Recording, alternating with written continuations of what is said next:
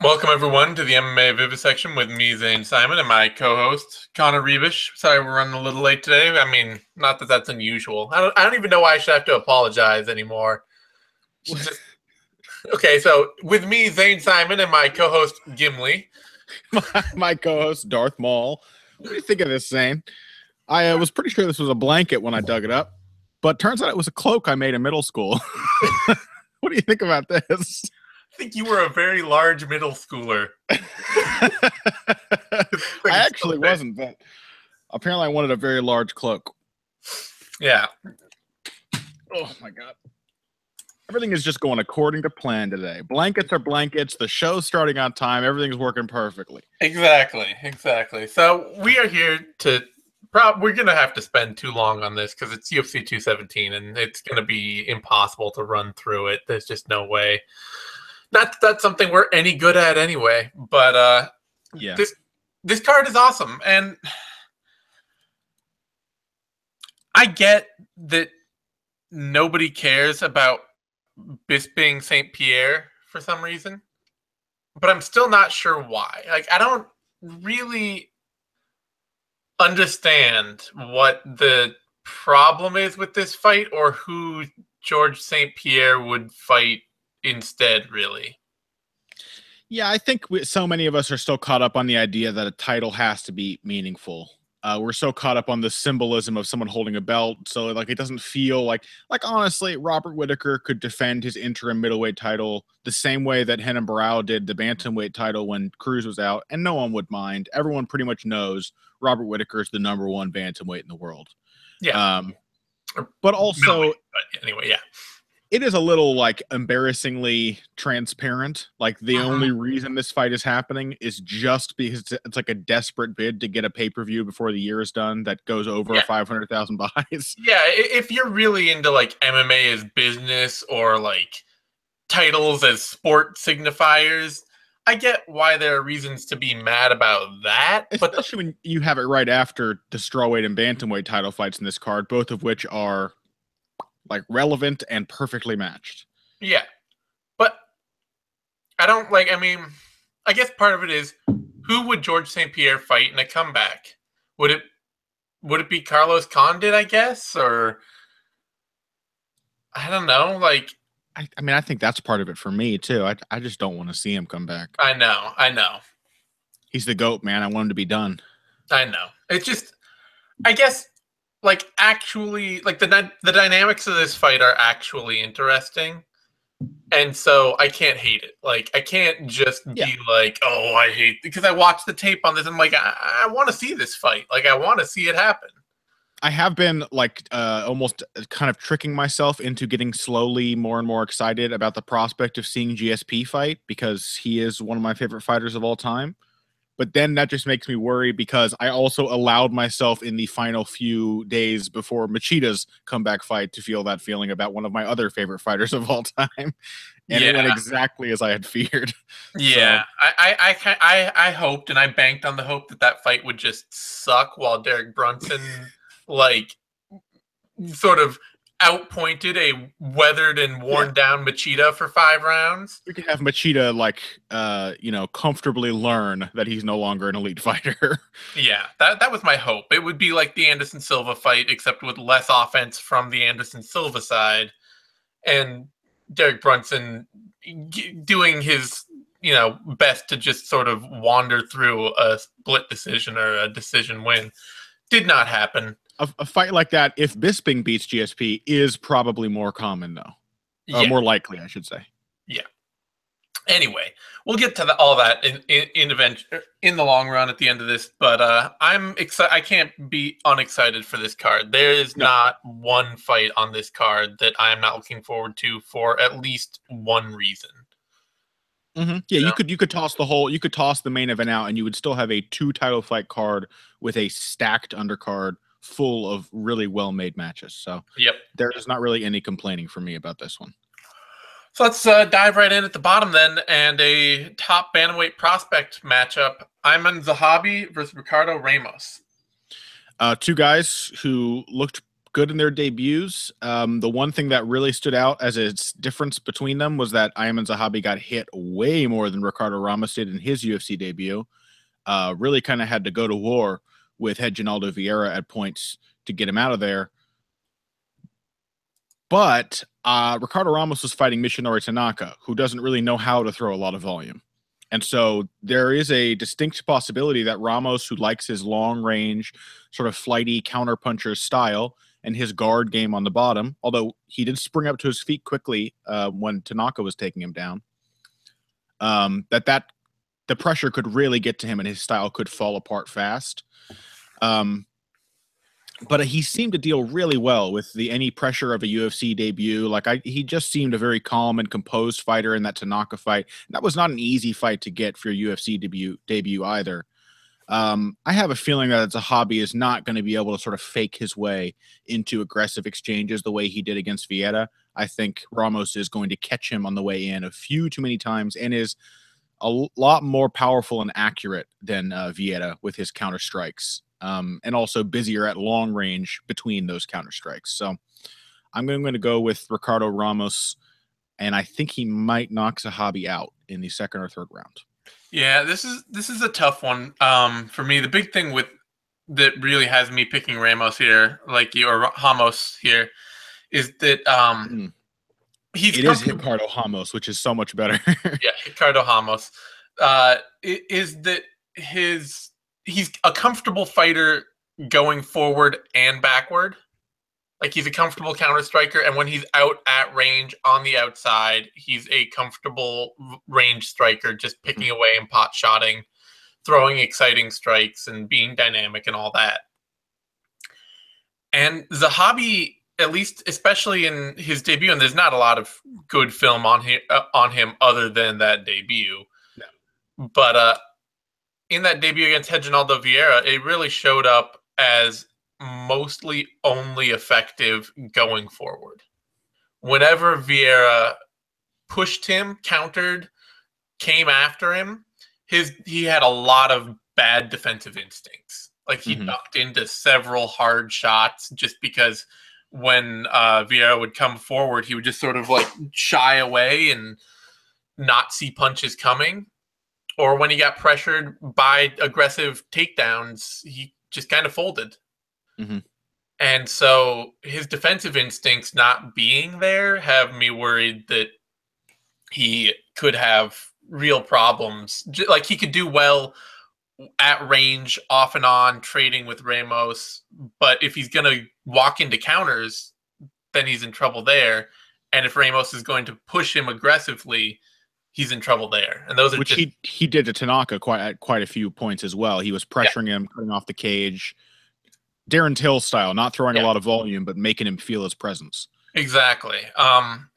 My biggest worry on the Ramos side is that after hurting Tanaka early, he kind of gassed in that fight. And I realize it's a debut and that may not be a problem. But if this is just a gas tank fight, then Zahabi is probably a lot better at managing his energy over the course of a fight. So that could be a turning point where just, Ramos comes out looking great, does some early damage, drops Zahabi early, and then over the next 2 rounds, Zahabi claws his way back into the fight and takes a close decision. Yeah. But I'm picking Ramos just for the dynamics of him being a very good, powerful counter striker, and then Zahabi also not being comfortable defensively going backwards, or really defensively when he's coming forward. Like, he comes forward and he shifts and he shows people different looks that they don't know how to time, and they don't know exactly what they're seeing because he's switching stances. But if he's in the pocket throwing and you throw back at him, he's there to be hit. Yeah, I get it too. I mean, I think a lot of people would probably say that it's wrong to say that he's uncomfortable. But he did get the impression that fight, like, a lot of times he was just getting clipped up in exchanges. And I think you're probably right that he just felt he could not back up at a certain point. Like, he knew he was getting really messed up when he retreated. And so, like, he was sort of caught in this uncomfortable middle place where he just had to keep eating punches because the only way he could win was to keep the pressure on. Yeah. It sounds a little too narrow against a really flexible tactician like Ramos. especially somebody with more power and accuracy than Reginaldo Vieira. Yeah, right. Like we're talking about Reginaldo Vieira here. He's very game. He's very scrappy, but he doesn't usually like look that good against elite prospect types. No. Ramos is the favorite, opening at -130 and was holding steady there up until just a few hours ago when he dropped down to -181. And he's sitting there. He's sitting as a comfortable favorite at the moment, not a wide one. Zahabi opened at -110 and was hanging out there stable until he just jumped up to jumped up to +149. So I don't know if that's actually indicative of a betting shift or an odds shift or just an adjustment, because these odds haven't been open that long. So it could just be more lines opening. I'm not sure which. I mean, how much money are you throwing down on that one, Zane? Yeah, well, I'm not throwing down any money on any fight, so it really doesn't matter. Zane's not been honest with all of you listeners and viewers. He has a serious gambling problem, and this is why he's really been cautioning you against betting. He wants you to avoid the path that he has taken. I have a gambling problem in the same way that like the guy on Airplane had a drinking problem. He just kept like throwing the glass of water in his face. Yeah. Yeah, I was going to say the same thing. I have a gambling problem too. The problem is just that I'm not good at it. Oh, all right. That brings us to a light heavyweight bout. Ion Cutelaba versus Michal Oleksiy. And better than I would have done. What? Better than I would have done with that name. Oh, I mean, like the I don't know. Look, it seems like there's a fairly obvious way to pronounce Jedrzejczyk too. You never goddamn know with these Polish names. It's true. I always just drop the J. I always drop the J because it's like a Y kind of thing. So it's just a So his drop the J. CZ is a ch, and then the rest of the bit in here I think is pretty standard. So it's but his nickname is the Hummer. The Hummer, I know. True Dog as Lord, which I hope he gets introduced as the Hummer. The Hummer. I love it. I know. All right. I love it too. So Cutelaba, Oleksiy. I'm glad the UFC picked up Michal Oleksiy. Mm-hmm. I think he can be an asset down the line as a big, aggressive, high-volume striker. You know, kind of in the Enrique Frankenstein model, where it's just like, even if this guy loses fights, I'm just going to be happy to watch him fight and have him around. Ion Cutelaba is a nightmare matchup for him. He's one of those weird fighters who's both a slow starter and a violent early finisher. Literally every Oleksiy fight is just him getting tagged the hell up for like 2 or 3 minutes solid, and then immediately like coming back and just pouring on offense on the person until they get knocked out. He was like, wasn't he instantly dropped in like his last fight? Yeah, and he's hurt in like each of the 2 fights before it, all by dudes who really would have liked to grapple with him if they could have. Yeah. People who didn't want to be striking with him. So he is, he's got a good chin. He's hurtable. But he obviously bounces back well. But it seems like kind of like the chin of youth, where it's like, oh yeah, it's good now because you're young and you haven't been broken down, and you still have the ability to bounce back from things quickly. But Cutelaba is just all power hooks inside and with better timing and a completely granite chin. Like Cutelaba just doesn't even seem like he ever gets hurt by anything. Yeah. So, I got to take Cutelaba here. Oleksiy, letting Cutelaba have a pure boxing match where he lands that volume of offense is just terrible. Yeah, I mean, I'm more or less with you all the way. Oleksiy could, down the stretch, be able to catch Cutelaba, just because Cutelaba, I think he is so used to opponents who fold a little bit when he pressures them. I assume he will pressure in this fight. He doesn't always. He has some flexibility to his game, but there is no better way for him to fight than like the insane pace he was pushing against. Like what fight his? Yeah, like the Cannoneer pace, or the fight, even the fight before that. I think even when he fought Misha Serkinov, he was pushing a crazy pace. And Jonathan Wilson too, pretty much. Like that one too. Yeah. He can keep up a really good pace, throw a lot of punches, and eat whatever comes back at him. That does seem like a terrible recipe for a slow starter who's just going to get swarmed from the beginning.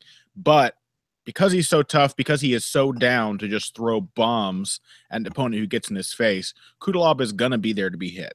Oh, yeah. He's better than Oleksiy defensively, but he's not like a marvel. He's also a young, inexperienced fighter who, really relies on his opponents, I think, backing down from his pressure to not get caught. So could be a war, could be a brawl. I think it will be a war. It'll just be, does it last 5 or 3 rounds? Right. Or does it last 1 round? And Oleksiy has a puncher's chance, but it doesn't even seem like he's a great power puncher so much as he is just a dedicated volume puncher. And people walk in on him and they just try to like outwork him. And because they hurt him, they have success. I think that's the big thing, is that they see that they're hurting him. And they're like, oh, well, I should keep going after him. I've got this guy on the ropes. And he just keeps throwing and throwing and throwing and throwing until you get knocked out. Yeah, his wins are all like efforts of will, testaments to his heart, that he just doesn't change anything about the way he fights, even though he gets dropped instantaneously in every bout. Yep. I think Cutelaba is probably going to catch him and get him out of there in the first round. But if he doesn't, we are almost certainly in for a back and forth brawl. Oleksiy is a sizable underdog, opening at plus 280, adjusting up to plus 345, and now at plus 376, drifting slowly upward. And Cutelaba opening at minus 400, adjusting down to minus 435, and drifting all the way down to minus 504. I think this is a terrible matchup for Oleksiy. I think he's overmatched. I still do not think that Cutelaba, as a fairly one-speed, one-note boxer, should be that big odds favorite over anyone at middle or light heavyweight. Just Cutelaba has plenty of developing left to do. Like I said, he's 23 years old. Yeah. And his style is as you said, very one-note, very predictable in that way. He still has a lot of variety to add to his game as well. So still should be a good fight for him. I expect him to win. Heavyweight bout after that, Oliynyk versus Curtis Blaydes. People thought Curtis Blaydes looked bad in his last fight, and I thought he looked good. It was a bad fight, but I thought he looked good in it. The main thing is that he had a terrible time getting his takedowns off. We learned a new thing about Curtis Blaydes in that bout, which is that he really, like, his blast double is that's his takedown. And when he's in there against a southpaw who just forces single legs on him, he can have a really hard time and get tied up in a lot of ugly clinches. But we also had reaffirmed for us that he can keep up a steady pace and keep pushing it against an opponent who is wilting with no problems. Even when Curtis Blaydes was getting tired in that third round, his pace did not wane noticeably. He kept it up. We saw that his striking has improved by leaps and bounds. His striking was really on point in that fight. He was very difficult to hit. He got off a lot of nice shots, sort of played around and tried out a lot of new skills. I thought that was a good fight from Curtis Blaydes. An important fight for him to have, a prospect fight where he kind of learned what it's like to win a decision against a tough game veteran. Oleksiy Oleinik is more dangerous in some ways because of his grappling game. He is also larger and longer of limb by far than Daniel Omielanczuk, Blaydes' last opponent, and has some power in his hands when he decides to throw down. But there are two things that I think make him an easier matchup than Omielanczuk, despite the fact that he is arguably the better fighter. He's slower, which is a problem against Blaydes. Blaydes is very quick and explosive for a man his size. I think Blaydes is going to have a much easier time timing him for takedowns than he did Omielanczuk. And Well, there's also Oliynyk will probably just let himself be taken down. that's the other thing. Olynyk's takedown defense is like 20-something%. It's not good. And so whether he wants to stop the takedowns and can't, or allows Blaydes to get him to the ground, it's probably not a good idea. Oliynyk has his very tricky, sneaky submission game, but it is a lot of, I guess you can't technically call it low percentage because it works so frequently for him. But things like the Ezekiel choke, like they tend to, it's a very nice submission, but it catches people who are totally unaware of it. And that does not strike me as something that'll be the case for Curtis Blaydes. Even for a young and inexperienced fighter, he comes from a good camp. He's a smart, thinking man's sort of heavyweight prospect. So I don't expect him to get caught by anything like that. I expect him to do a lot of beating Oliynyk up on the ground. And I'm thinking another Curtis Blaydes TKO maybe in the second. Yeah, especially I think the big thing for me here is honestly what I saw out of Blaydes in that fight he had against Oleksiy, as well as it being, a good development fight, a good fight to show that a guy is learning new skills and applying those skills, is honestly just kind of a break in someone's game as they learn a new way to fight. Yeah. Like, he used to be this guy who would just come out and huge blast doubles and just, totally overwhelm people with power wrestling in a way that you rarely see in the heavyweight division. And now he's trying to integrate an actual, like, creative, heavy footwork striking game. And I think it just took all of the timing off of his shots, is what you saw. Yeah, I think you're probably right. That's a good point. Like, and maybe it'll take him a few fights to get that back, to figure out exactly how to set up his takedowns the way he used to. However, the bigger thing is that as somebody who is as big and powerful as Blaydes is, I think he can really willfully wear down Oliynyk on the feet if he wants to. If Oliynyk doesn't if he doesn't give up takedowns, if Blaydes doesn't hit takedowns, I still think Blaydes can just kind of, keep distance and bounce around and pot shot with jabs and then tie him up in the clinch and just wear the fight down on the cage. Yeah. So and Oliynyk, he might drop for an Ezekiel or for a low percentage sub that he could get, or Blaydes could just end up on top of him, pounding him into the mat. But that's really, the be all to end all for Oliynyk. If he's going to win this, it's just, he's going to have to try and land a miracle submission that he's really pretty good at. So you can't write it off, but right. I do think that, Blaydes training with Ludwig and that camp that they had together, although I don't know what that camp is anymore. Because I know that the muscle farm team thing dissolved, which is why Dillashaw is down in California now, starting his own team with Cub Swanson. Did not know that. Yeah. Dillashaw is down in Cali, and he and Swanson are opening a non-profit gym.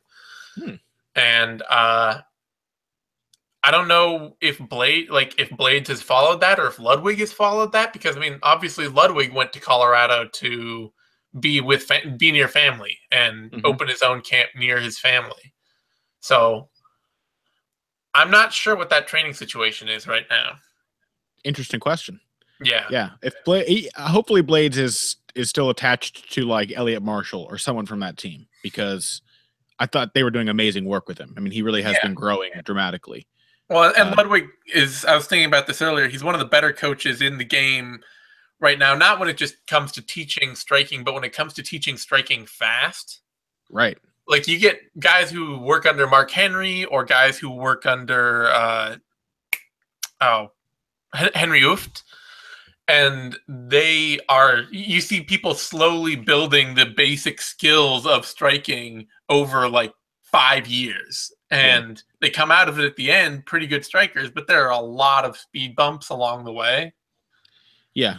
And Ludwig guys tend to just kind of like, within a year, they turn a corner. And it may not be as deep a technical corner potentially, but it's a much more immediately effective corner. Yeah, I think Ludwig teaches a lot of sort of like moves. You know, like you'll have like a set sequence of 3 movements and you'll drill that a bunch with a partner. And so you have it down, and maybe you don't understand very quickly the way you might with Mark Henry, how that fits into all of your boxing game and why each of the moves work and how to do each one in different contexts. But you have a very solid move that sets you up at an angle and lets you fire off a strike. So yeah, people who can't strike at all tend to look like they're getting better really, really fast because of that kind of stuff. Yeah. So I think even without Ludwig there, just the physicality of the matchup really favors Blaydes. Yeah, let's not forget that we were talking about Oliynyk like really, or Oliynyk very much nearing the age at which he was going to fall off a cliff. The guy's like 50 years old. And I don't know if you rewatched his Travis Brown fight in prep for this, but that fight is pure comedy. Like start to finish, Oliynyk getting like dropped and almost killed within a minute, and then Travis Brown just thinking the right solution for me now is to only throw high energy kicks while he wades in with punches, and just draining his entire gas tank while Oliynyk throws wild hooks at him and takes him down. That's got to be a depressed us fight someday, right? Yeah. It's over a little too quickly for us, but it is a good bad fight. It absolutely is. So I'm picking Blaydes too. I just think that the physicality of the fight and the ability for Blaydes to control the clinch and to just stay out at range and stay safe, pick a distance game, makes it much more his fight. Mm-hmm. Blaydes is a sizable favorite, opening at -300, adjusting down to -385 or so, and now just still right about there at -358. Oliynyk opening at +220, adjusting up to +311, and drifting down to +280. I don't have many problems with that line. I mean, let's see. Oliynyk by submission, +650. There's your Hail Mary chance line. But it's possible that Blaydes, like as you kind of suggested, it's possible he might just not take Oliynyk down. Yeah, he might just pin him to the fence. He might just try to beat him up and hold him in the clinch. Yeah. He might disappoint us the way that Colby Covington and Damian Maia did by just not showing us any of his amazing wrestling at all. Yeah. It's definitely, I would not be surprised if that is what happens as he continues to adjust to being a more well-rounded fighter than just a power wrestler.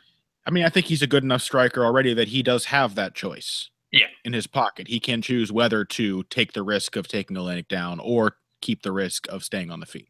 Yeah. I don't think that Oliynyk winging huge power hooks at him is going to be... Well, yeah, we praise Cutelaba's chin. Blaydes' chin is pretty insane. Yeah.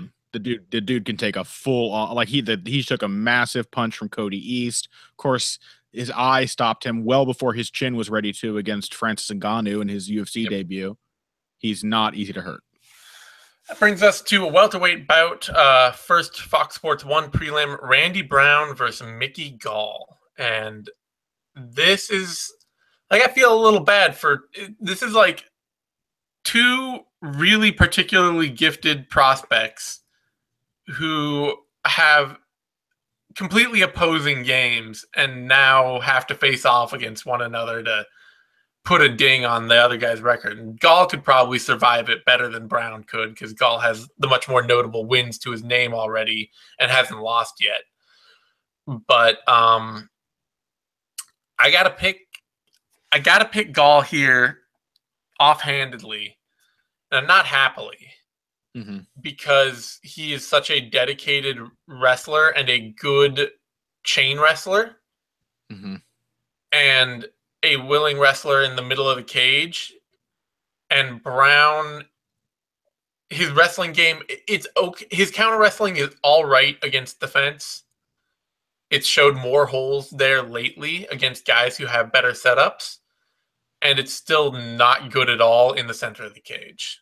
Away from the fence, he just kind of gives up. He just steps backwards and hopes his butt hits something, and it's usually the ground. And Gall's transition game when on top is otherwise just too slick to allow that. The big question here is that Gall really is a trash striker.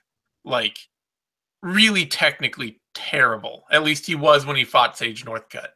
And the fact that he caught Sage Northcutt has a lot to do with Sage Northcutt's game still not being technically deep, and him wrestling Northcutt and getting Northcutt worried about takedowns. And he had a single leg in one arm when he let go of it and clubbed him with that hook that sent Northcutt to the mat and eventually got him the submission. But when it was just open exchanges, Northcutt was styling on Mickey Gall, and doing so in a way that Randy Brown can probably repeat even easier, because Brown has a much better command of distance and range and more range tools that he uses better than Northcutt, who tends to just fight in little blitzes of pocket closing offense. So as long as this fight stays out at range, Mickey Gall is in serious trouble, but he's really dedicated to getting takedowns. Yeah, I think that's a solid read. Like, Mickey Gall's focus and dedication to his game. Like, he knows exactly what he's good at doing. A lot more than I think Randy Brown does. He's very comfortable with the idea of just, like, I don't think Mickey Gall would mind if the crowd were booing loudly, if he were out there getting the takedowns he needed, tying the dude up against the fence or whatever. I think he would push to do what he's good at. And he does it really aggressively from the opening bell. And that does have me concerned. But there's so much about Randy Brown's game that is dangerous for Mickey Gall as well. Like, if Mickey Gall can't get those takedowns, it gets tied up in the clinch. Brown is dangerous there. Yeah, Brown is very dangerous. Game is the best part of his game, unquestionably. Yeah, if he gets stuck at long range, like, Brown has a litany of tools from which to choose to just piece him up.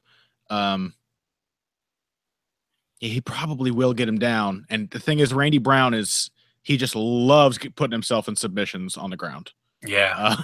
Like, everybody he goes to the ground with ties him up in at least one deep submission attempt. He's a very willing guard player. He's a very willing scrambler and not a great grappler. Yeah. And I think he will still possibly turn that corner. Like, I just think his style probably will be always kind of all over the place, but that it'll take some time for all the connective tissue to develop, for it to work as a style. Well, and it seems like he's sticking with a really small camp. Yeah. And so it could be an OSP kind of thing, where rather than seeing any distinct change or improvement over years, he just sort of generally gets better at fighting until as long as that athletic prowess lasts, he's still just a big, dangerous athlete with a weird bag of tricks. Yeah, the Kelly Pavlik situation. Yeah, that could be. I think I'm going to go with Mickey Gall, too. I kind of thought I was going to pick Randy Brown at the start of this, because there are so many ways.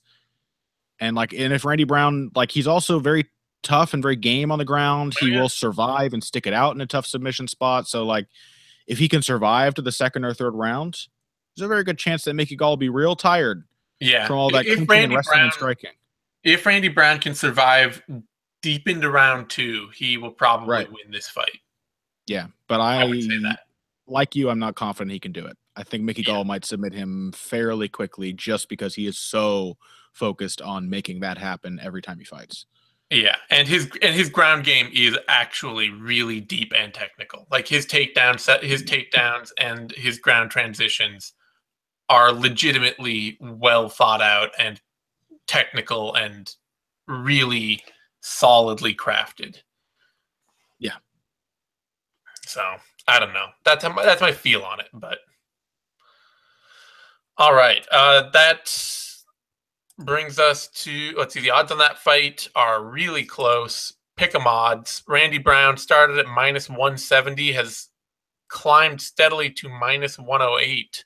And Mickey Gall started at +130 and has dropped steadily to -116. So I'm fine with the pick 'em odds, because, like I say, I really, this fight is such a guy who's really good at grappling and not at all good at striking, and a guy who is a much better striker, but a very willing grappler and terrible takedown defense. Yeah. Well, I wouldn't say it's terrible. I mean, he stops. Fight Metrics says 77%. He stops a lot of takedown attempts against the cage. I think that is the key thing. Open ground takedown defender. Yeah, I think that's the key thing. Like, it might actually, weirdly, it would be a fight in which Randy Brown would probably benefit from keeping his back to the cage the whole fight. Yeah. Like, probably that would be the safest way. And, Bilal Muhammad and Eric Montano both got Randy Brown down. Yeah. And neither of them are actually great wrestlers, Yeah. Stuff. Michael Graves couldn't get him down against the cage, but then when there was an open off the cage, he just took him straight down and submitted him. So, yeah, I think that is the key difference. Is the open space takedown defense is not there. He just doesn't have the frame for it. It must be very hard to defend a shot takedown in open space when you're like 90 feet tall and rail thin. That is part of it, but he also just does not try. Like he leans back like he's gonna lean against the cage, and like that's his instinct, and just falls over. It's kind of it's one of those things where it's like, man, you really do need a better camp to fix that. That's why it makes me sad, right? Because like the idea that I don't know what his camp situation is like. Some small camps are very good and just haven't broken through yet, but you do see things like that, and you're kind of frustrated that they don't seem to change. Yeah, that is just like consistent bad habits that seemingly could be fixed very easily. Speaking of which, Ovince St. Preux versus Corey Anderson. Let's see. This is you. No, this is me. Yeah, this is you. That's you. You. Ovince St. Preux. Boy, the Von Flue master now. Now we have like a new bizarre reason to care about Ovince St. Preux, is that he just is the guy who gets Von Flue jokes. Otherwise, despite the fact that he's on a 2-fight win streak right now, has his game really gotten better? No. I told you before is the case. I think he is getting more experienced, more comfortable. Like, it's sort of just another day at the office for him now when he fights. And so it's a lot easier to have consistent performances when his style is anything but consistent. It is still very piecemeal. It's still very energy taxing. Now he has this sort of, it's not a new avenue, but he has been more effective at forcing his opponents. He does set up that Von Flue really well. But, like, he also fought like Yushin Okami on like a day's notice. And what was Yushin Okami going to do? Like, not take him down, not get into a guillotine situation and get Von Flued? Like, it's going to happen. I gotta favor Corey Anderson. Like, Ovince St. Preux is more powerful by far, and that does worry me. Anderson's chin is not great, and his defense is not great. He is light heavyweight Frankie Edgar, but like without the recovering ability, which is Frankie Edgar wouldn't be that great without that. He really wouldn't. Frankie Edgar wouldn't have that if he was a light heavyweight, frankly. Right? Yeah, that's a good point. So he is just light heavyweight Frankie Edgar, but he is still continuing to improve. He pushes a much faster pace than OSP, or he is at least capable of doing so.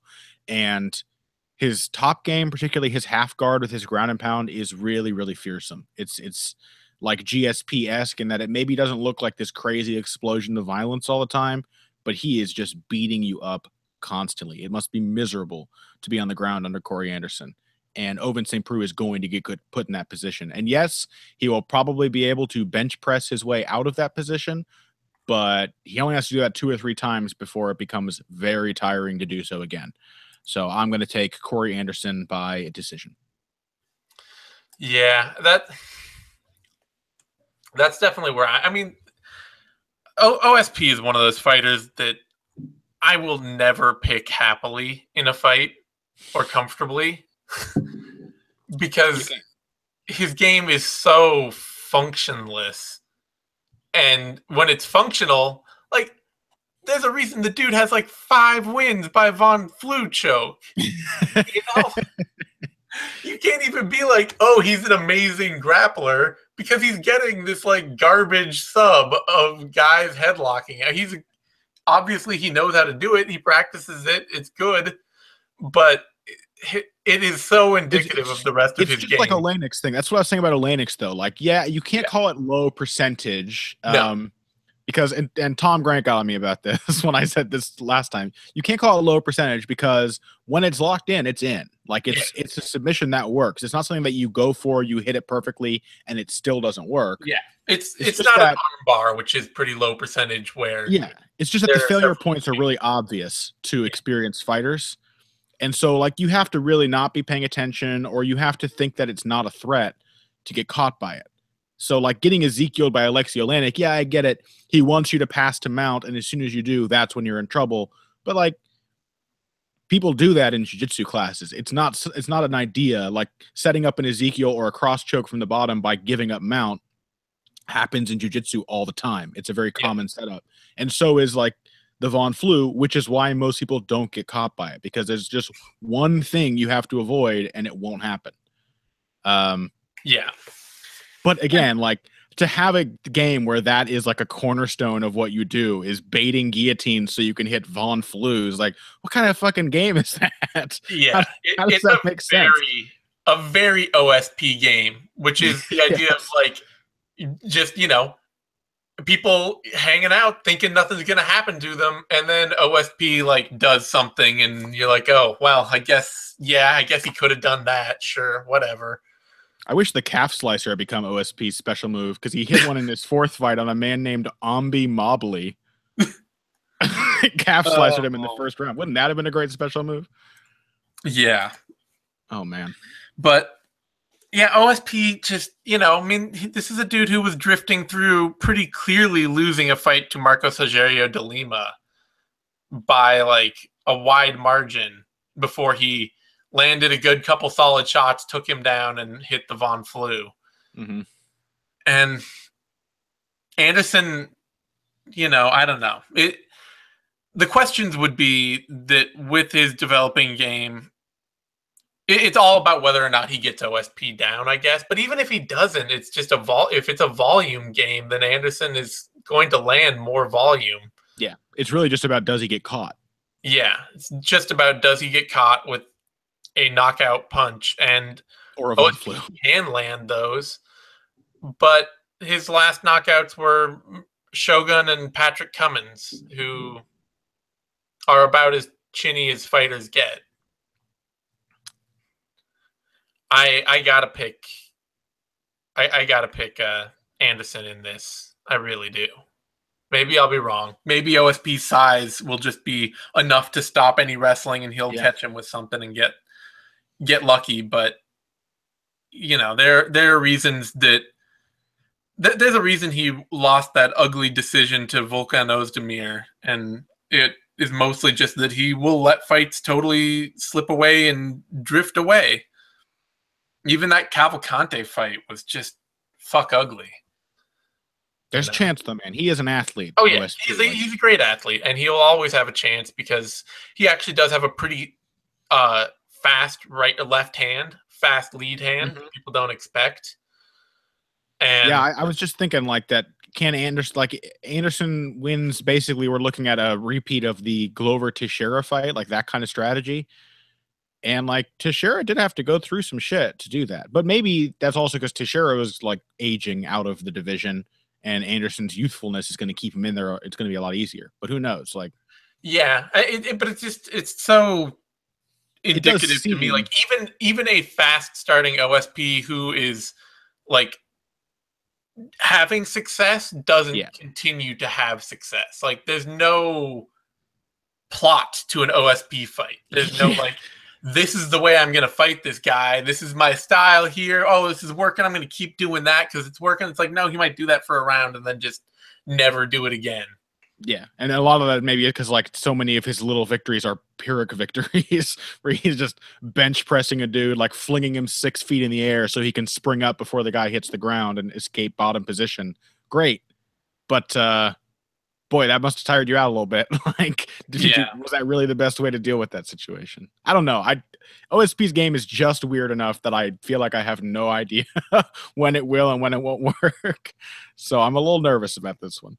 Yeah, I'm picking Anderson, but there's worry about a especially like the thing with Anderson is that he really seems to be learning a high volume, low power striking style, which at light heavyweight is not a great thing to have.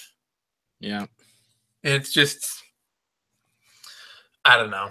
I just don't like picking OSP by knockout because his striking is not geared towards good knockouts. It's not geared towards like, oh yeah, he knocked him out because he set him up for XYZ. It's just, well, he's big and he's powerful and he landed a punch and there you go. Anderson did get floored twice by Shogun, though. Yeah, he did. Anyway. Odds on that fight. Anderson is currently the underdog. Opened at plus 125, adjusted up and down to plus 140, and is currently at plus 138. OSP, where was it? Where were those odds? Damn it. How did I lose track of those? Oh, there they are. OSP opened at minus 165, adjusted up and down to minus 149, and has slid back down, evened out at minus 166. So I get why OSP is the favorite. He has generally won a higher level of fight and continues, with some regularity, wins at a high level in the light heavyweight division. Corey Anderson to date has sort of mucked it along with the chaff of the division while doing okay. Like, his wins just are not nearly as big and his losses are weird. He's hanging in there the way that you only can at light heavyweight. Yeah. Which is like, because you only fight people who are way better than you or do not belong in the UFC. So I'm picking Anderson just because his game is better put together. It's made to win rounds, but OSP could easily win it in one moment.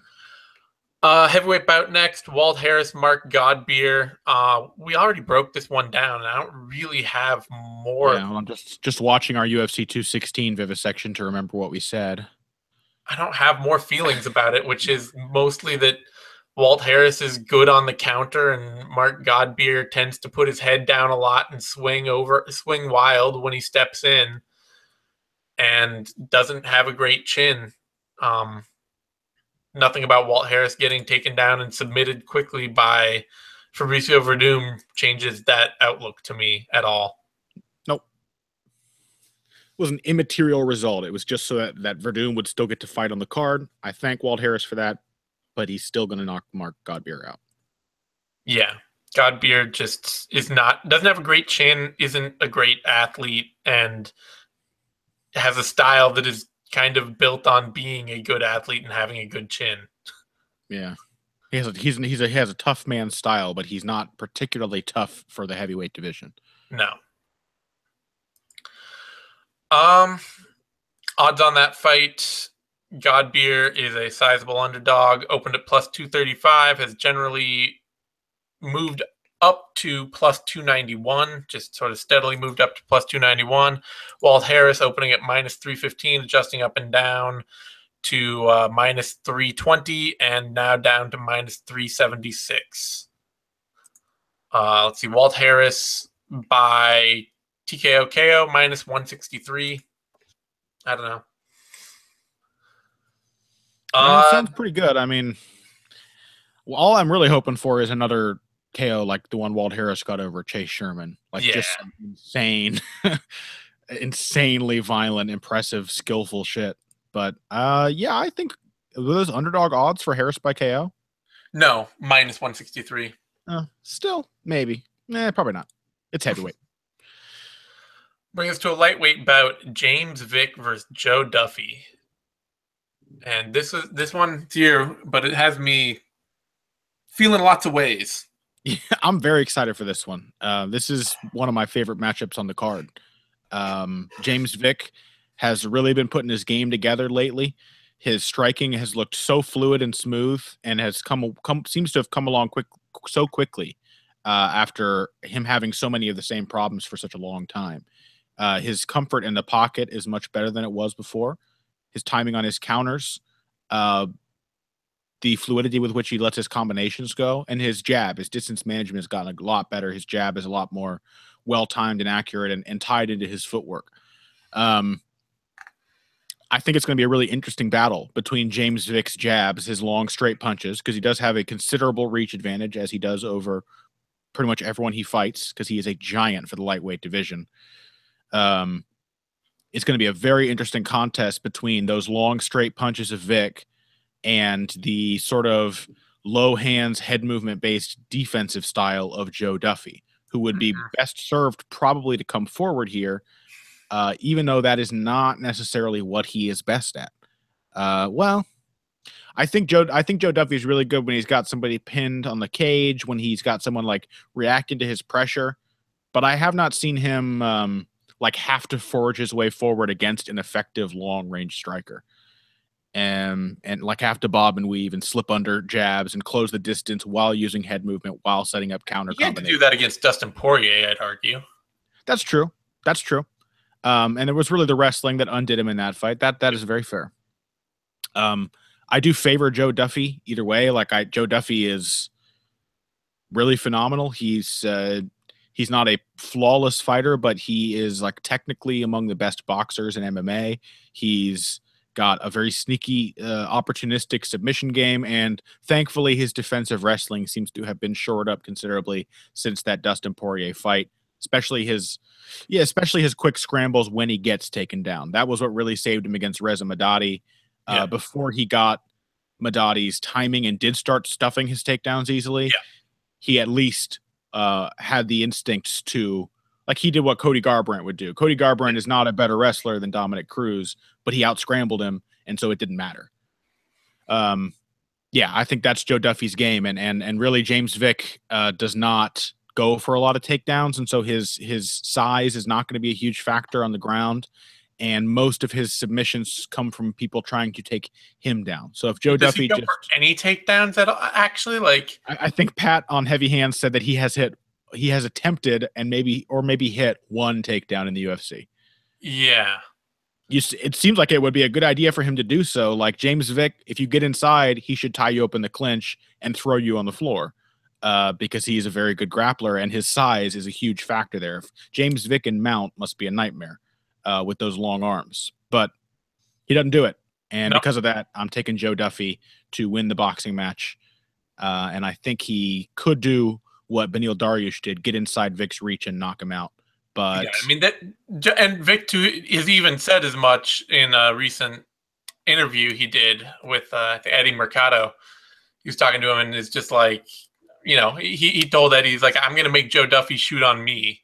Like, I'm not taking this guy down. I'm not shooting takedowns. And you could say, oh, well, that's just talk. That's what every fighter says. But that's how he fights. Like, we have a long record of James Vick does not want to take people down. He's not interested in it. Mm-hmm. Pedro Munoz with insanely long arms. He just wants to hurt you until you have to shoot. The big thing that my actual big question for this Duffy fight is really all about the clinch.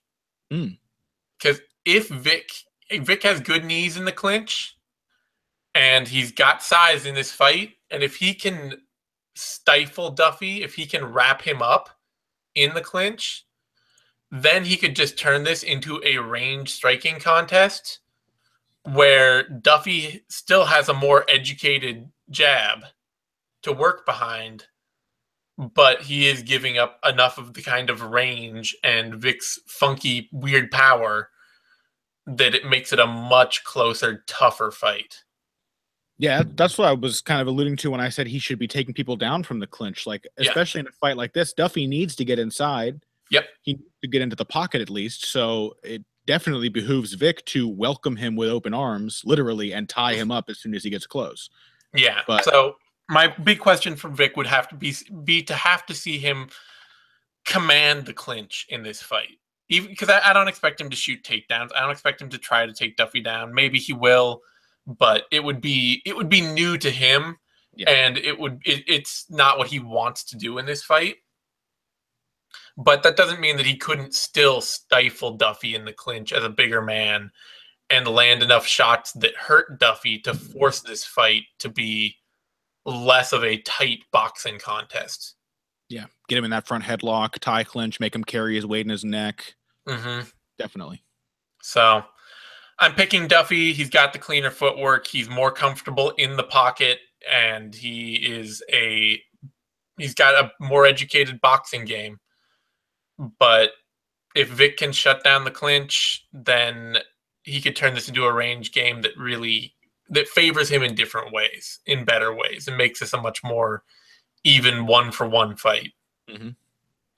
So, odds on that fight, Duffy is the reasonable favorite, opened at -185, adjusted up and down to -165, slowly drifted down to -195 or so, and then just in the last couple hours has spiked up to -173.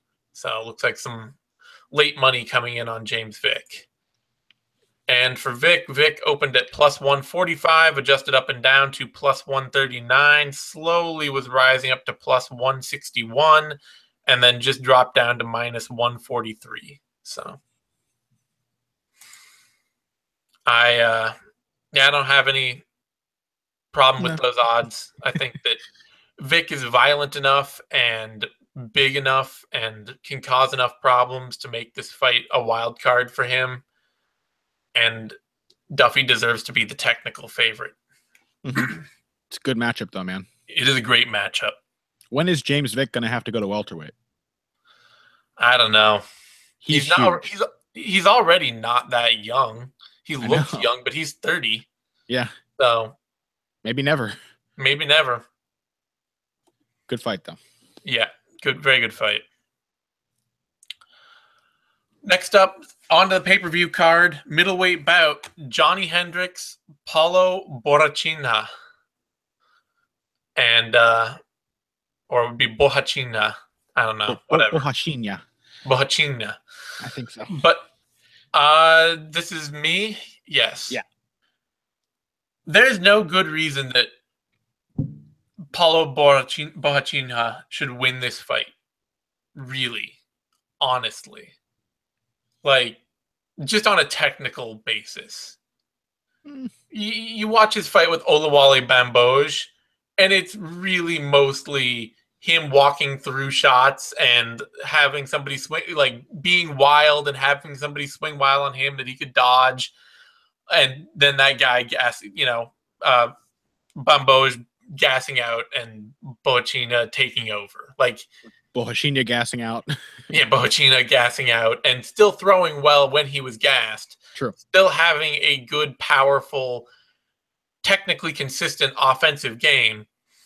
But it's not like he was wrecking Bamboj's world while Bamboj was still fresh and in the fight. Like, he was walking him down and forcing him to fight off the back foot, but it wasn't a masterclass of effective, decisive striking. It was Bamboj being really unstructured and unable to, unused to being pressured and unable to handle being pressured.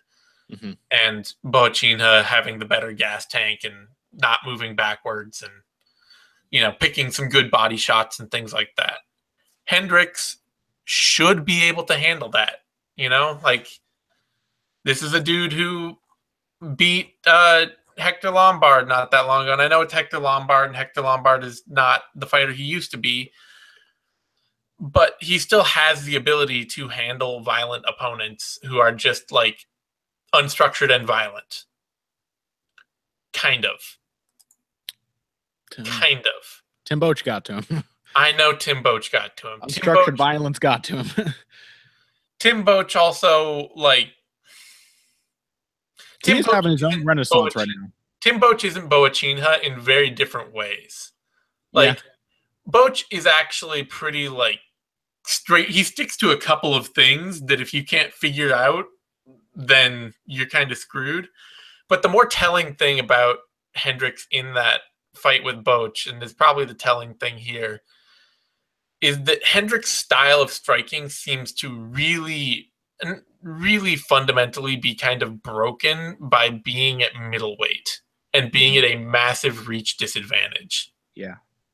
because a lot of how a lot of the striker that he was based on his ability to wing sort of looping hooks at people and do so from both sides with power, and to use his speed and power to his advantage in that way.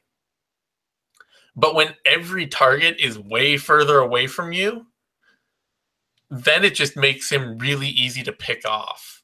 Yeah, I mean, even the improved technical game he's been developing, like his counter right hook, kind of works when somebody has to like reach after you, catch him on the way in. Like, you want to see Johnny Hendricks against a severe weight or a severe reach advantage, you don't even have to go to middleweight. Look how he did against Stephen Thompson. Yeah. He just ran into counters over and over. He could not deal with that reach difference. Yeah. And that's the thing here. I mean, like, Borrachinha has got that. He's got a ton of power. He's an educated offensive fighter, even if he's not the most educated defensive fighter in the world, even if he's Uberlandia Reem. So sad that nickname doesn't quite make sense. I know. It's a very good nickname. It is. Damn you for being born in Minas Gerais. You bastard. I know. Belo Horizonte. Yeah, well, the district. Anyway, whatever. Whatever. Yeah, there are opportunities. If Hendricks can survive for a while, Borrachinha might gas out. All those kinds of things, but I'm just not picking Hendricks. The way he has to reach after people, Borrachinha's power and offensive potency, Hendricks' failing chin, and just a game that doesn't seem to work. Part of it, too, is I think the Renan Barão thing, where, like, maybe the chin isn't all the way gone. Maybe the game shouldn't technically be so broken, but the ability to get stung by things and the amount of problems he's had in his career of late with all the weight cutting and the gassing and all these different problems with his body, it saps confidence in a way that makes a fighter have to change how they fight mid-fight because something bad happens. And then suddenly they're like, oh shit, how am I gotta adjust. And with Barão, like, you could see it in that Sterling fight. He got caught by one hard shot from Sterling that hurt him a bit. And suddenly the rest of the fight was just like, I don't know how to structure a game that wins fights anymore. Well, you know what Barão and Hendricks have in common? A history of terrible weight cutting. Yep. It probably has something to do with the chin falling apart. It probably has something to do with all these like anxieties and pressures building up because you just like, your body fails you in so many different ways that you don't expect it to when you are just constantly like draining yourself of water and then getting hit in the head. Yeah, it will be interesting to see what he does with a full year of Jackson Wink under his belt. But camps, a lot of fighters change camps to even very good camps. They're like, oh yeah, this is totally rejuvenated and revitalized me. And then they get out there and they just get flatlined. So the only question you need to ask to discover how dedicated Hendricks has been to his camp is ask someone at Jackson Wink if they have access to the internet there. Because if they do, Johnny Hendricks must have been spending a lot of time on the computer, particularly on Twitter, liking certain things that maybe he should not publicly be liking. He's a busy man. He's got a lot of diverse interests aside from fighting. Is it all like hot uncovered pictures of trucks? No, it's hot pictures of something else, though. I tried to give it out for that bit, but you're not going to take it, so fine. All right. Hendricks is a reasonable underdog here, opening at plus 115, adjusting to plus 169, and now late money drifting up to plus 200 in the past couple hours, moving up to plus 200.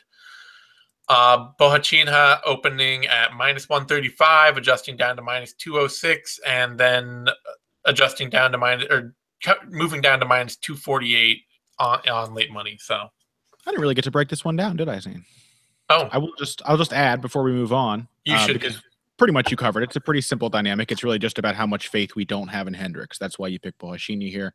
I do want to point out he's he's got some sort of discipline in him. And maybe it just comes from the fact that his coaches are there to scream at him. But they sure did scream at him in that Bang Bosch fight. Borrachinha got sucked into that brawl after Bang Bosch was hurt and started going wild. And they took him to task. They chewed him out in the corner, and they were like, do not fight stupid. Go to the body. Be smart. And he did it. He came out. He was dead tired. He basically collapsed as soon as the fight was done. But he came out and looked sharp and did the right things. And that's a good sign for a young fighter who is an amazing athlete, who is big even for a middleweight, who also is just like, what a handsome man. He looks like Alan Jouban and Alistair Overeem had a child together. He's just got he's got a very sort of he's got a presence in the cage, and that is very much the opposite of how it feels to watch Johnny Hendricks fight these days. He is like an anti-presence in the cage almost. It's sad. I like Johnny Hendricks. And I hope he wins, and if he does, Zane, maybe he can celebrate with a nice coconut cream pie. Wouldn't that be delicious? Coconut cream pie, one of Johnny Hendricks' favorite desserts. All right, let's move on. Okay. I don't even want to know where you were going with that in the long run. That's it. It's just a reference to the kind of things Johnny Hendricks likes on Twitter. No, we're done. Desserts. What the wait about? Stephen Thompson, Jorge Masvidal. I'm talking about baking. That's why the weight cuts have been so hard. He's just a baking enthusiast. Yeah, of course. Oh, Stephen Thompson, Jorge Masvidal, another fight. I love this fight so much. I wanted to see this fight the moment I had a next. It's supposed to be me, isn't it, Zane? What? It's supposed to be me going on this one. Oh yeah. But I want you to finish your point. Please finish your point. I'm just running over you, so. No, that's fine. Finish your point, please. No, the moment both guys, like the moment Jorge Masvidal had a next fight to book before they booked him against Damian Maia even, I was just like, he's got to fight Wonder Boy. Like, that is the fight I want to see. Yeah, it feels like it makes perfect sense. I don't know. It just feels like the right fight for both of these guys right now. It does not mean it's necessarily going to be a great fight. I've been a little surprised at how confident people have been that like Masvidal is going to go in there and just make Stephen Thompson have an exciting fight. Like, he's been doing that better lately, but it's not really his thing. No. Overall, like Masvidal can definitely be sort of lulled into a fight in which nothing is really happening. He does have that young veteran mentality still. But I also think that he can fight Thompson very much the way he fought Cerrone. He can pressure him without going wildly after him. He can wait for him to kick and then counter him with punches.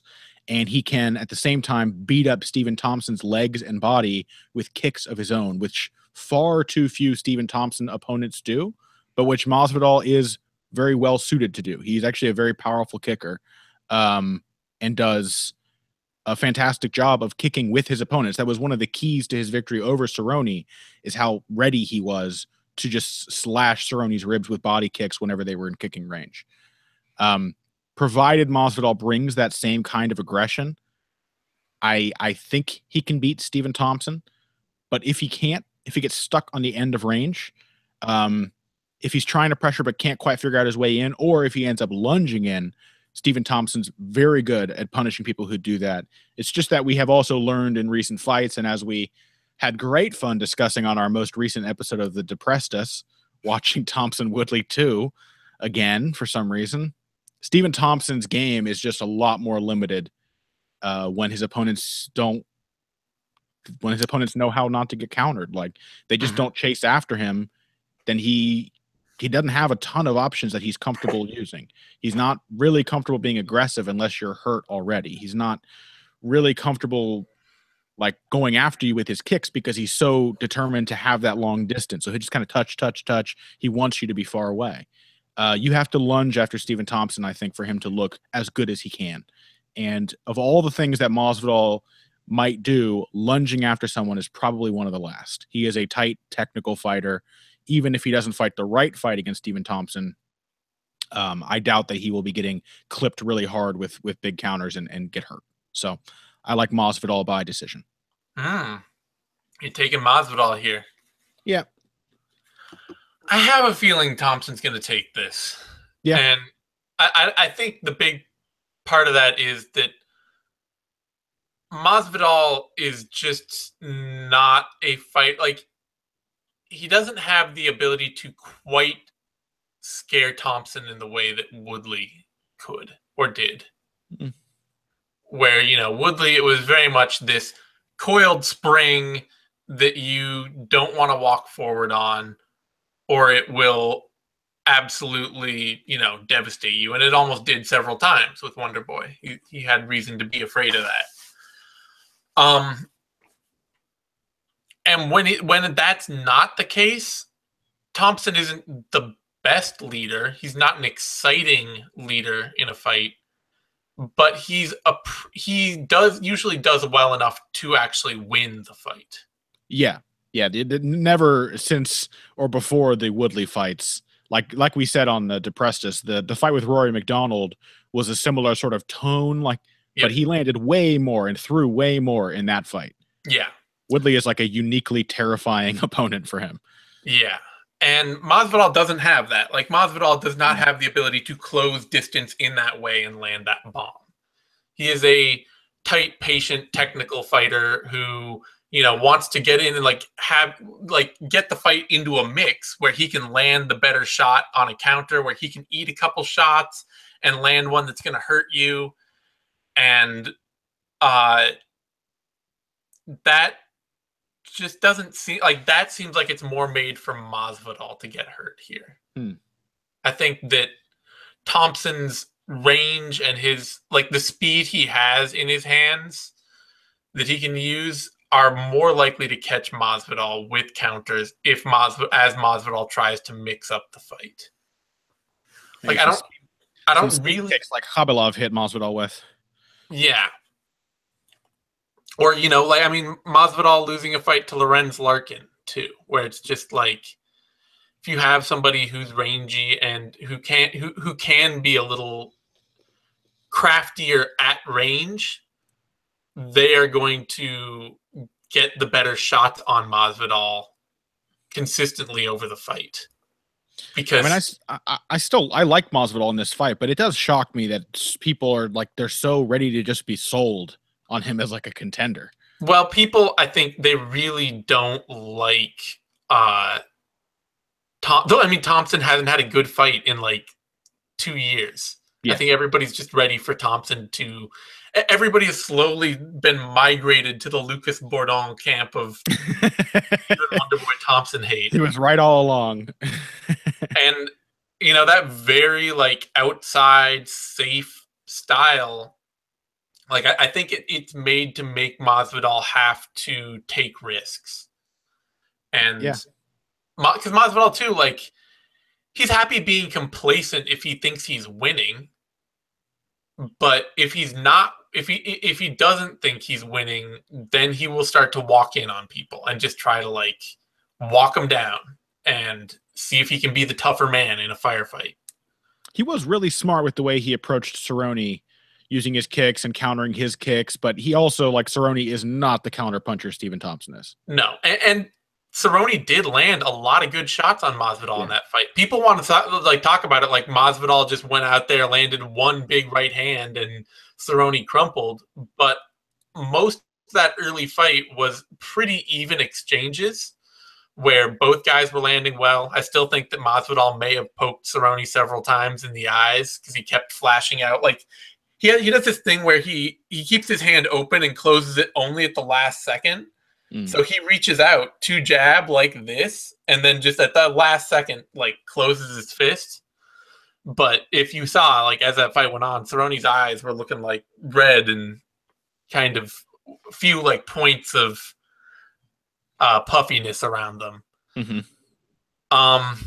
Cerrone landed at a 50% clip in that first time. Yeah, Cerrone was landing well because Masvidal had to march in to get his shots, but Masvidal did the smart thing where he threw body kicks and he started to break down Cerrone's body.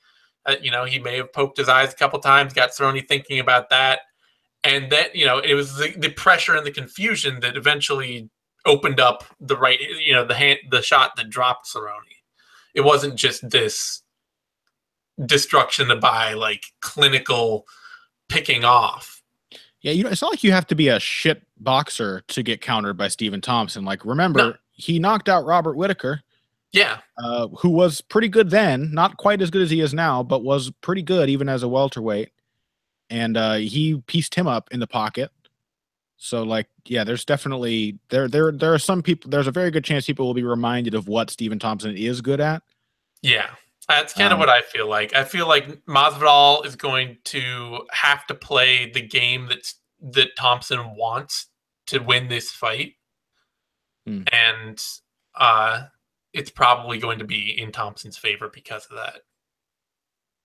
I can see that. But also, like, what other game are you going to play? Like, who's going to play a range kick? Everyone has to play that game against Stephen Thompson. Well, sure, but I mean, you know, like I say, you had Woodley who played who had like the one thing that Wonder Boy really could not break down. But that's also it, is that everybody does have to play that game with him, and nobody else beats him at it. Yeah, that's a good point. I was just thinking that, like, everyone has to play that game, but everyone except Tyron Woodley loses that game. So, like, the only person who hasn't played that game was Tyron Woodley, and he beat. I mean, he very narrowly beat Stephen Thompson, but yeah. So I don't see it from Masvidal here. I don't see the ability to really hurt Thompson with any one shot to otherwise or to pot shot him effectively. You got me worried now. I don't see the speed from Masvidal to effectively get into the pocket quickly enough to make pocket exchanges the turning point of the fight. I think he's got that speed. We'll see. You got me worried now. I mean, you raised some good points. All right. Odds on that fight. Thompson is the favorite. Opened at -160 up to -135 and has dropped steadily and especially recently down to -183. So late money coming in on Thompson there.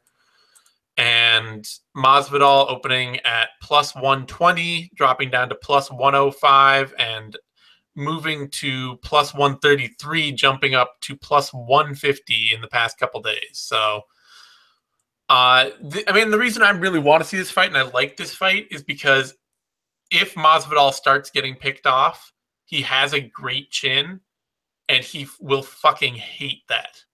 Like, yeah, that is the value of this fight.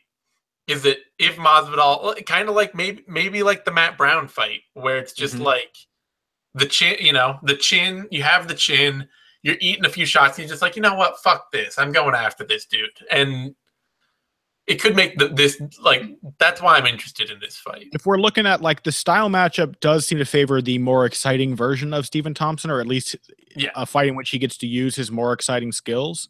And Masvidal, again, as you said, he tends to be boring when he thinks he's winning. Exactly. When the fight is easy and close, but he doesn't take kindly to being lit up. No. Like, you have to, if you want him to be bad, Masvidal, you do probably have to kind of ride that Gilbert Melendez line where you keep him just losing enough that he doesn't go crazy. But he has some dog in him if you. Yeah, I mean, even Maya hitting takedowns on him, Masvidal, every time he could turn the tables, he just fucked Maya up. Yeah. You know? Yeah, that's a very good point. So that's what I'm fascinated to see, is if Thompson can land good pot shots and do well and walk Masvidal into stuff and just really get Masvidal angry. And maybe Masvidal I also wanted I didn't say this, but one of the other reasons I like Masvidal is that he is a very good wrestler.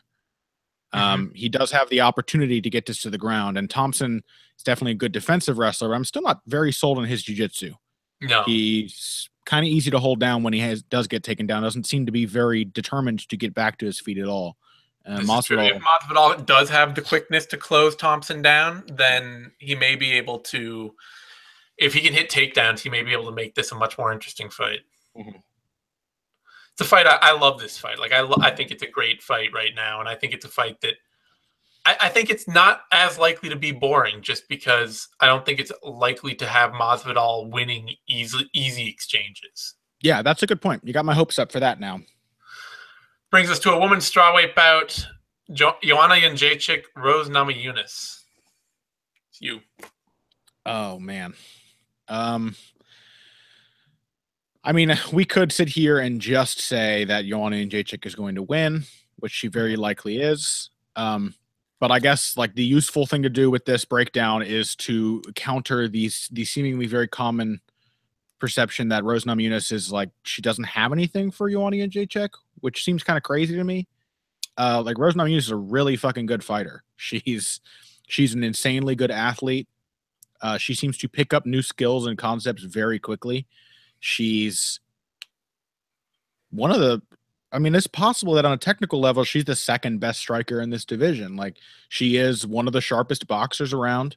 She's increasingly an effective clinch wrestler, and she is a very dynamic but very methodical submission grappler on the ground. She can go between like violent opportunism and easy, calm floating in top position at will. She's just a really good grappler, and of all the areas of her game that like need calming down for them to really flourish, the ground game seems to be the one that is easiest for her, the one she's been doing the longest to remain calm and just sort of let the fight play out. I think that all of these things mean that Namajunas is probably going to get to Joanna in the early rounds. I think her rangy kickboxing game, that long jab, those head kicks, that's going to trouble Joanna a little bit.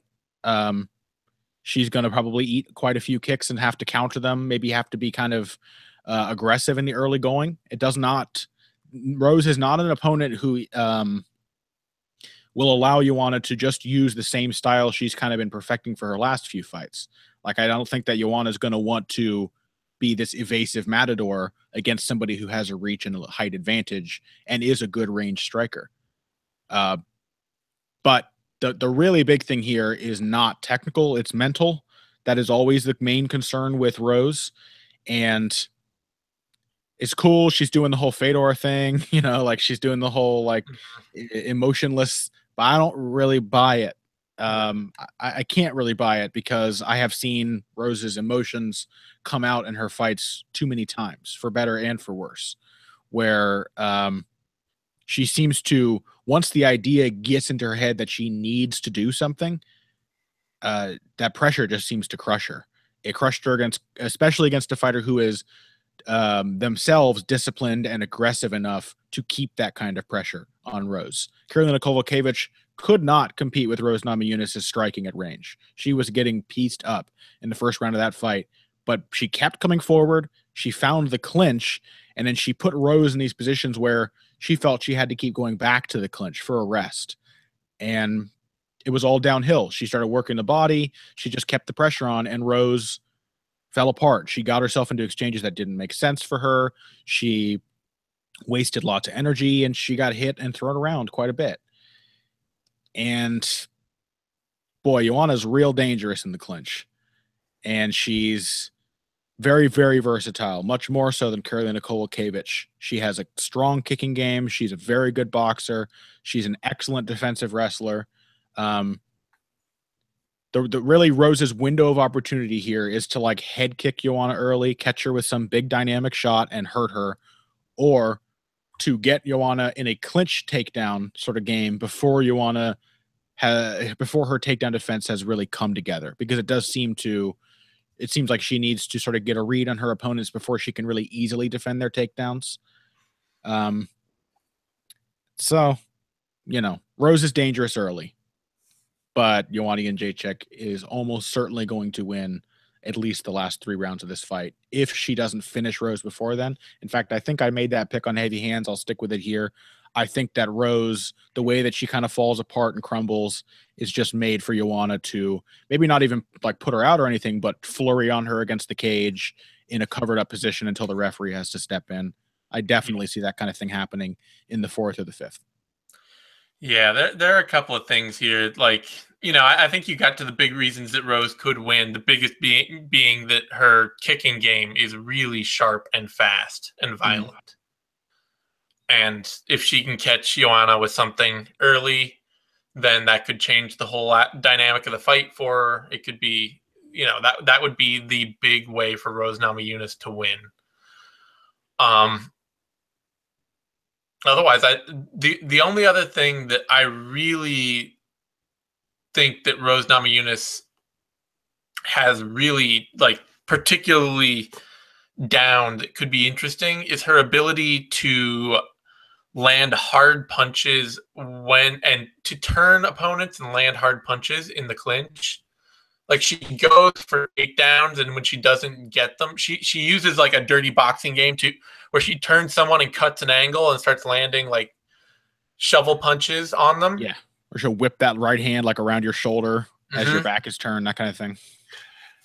The thing is, though, is that so far as I have seen, that's really the best her combination boxing or angles have ever looked. When's that?